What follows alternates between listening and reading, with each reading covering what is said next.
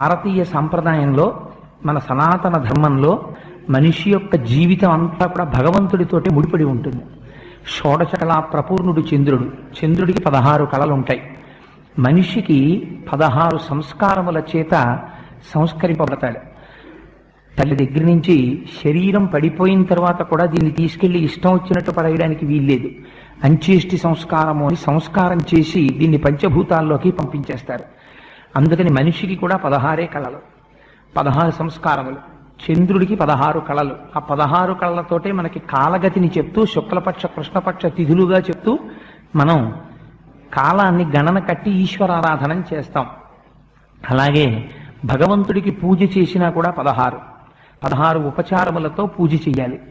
ఈ 16 ఉపచారములతోటే పూజ చెయ్యడం అనేటటువంటి దాని వెనకాతల మనస్సుని తీసుకెళ్లి భగవంతుడి దగ్గర పెట్టించేటటువంటి గొప్ప ప్రయత్నం అక్కడ నిలబడదు. నిలబడ్డం కోసమే షోడశోపచారాలు.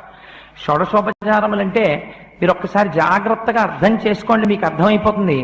మొట్టమొదటిది ధ్యానం, రెండవది ఆవాహనం, మూడవది ఆసనం, నాలుగవది పాద్యం, ఐదవది అర్ఘ్యం, ఆరవది స్నానం, ఏడవది వస్త్రం, 8 యజ్ఞోపవీతం, 9 గంధం, 10 పుష్పం, 11 ధూపం, 12 దీపం, 13 నైవేద్యం, 14 తాంబూలం, 15 నీరాజనం, 16 మంత్రపుష్పం.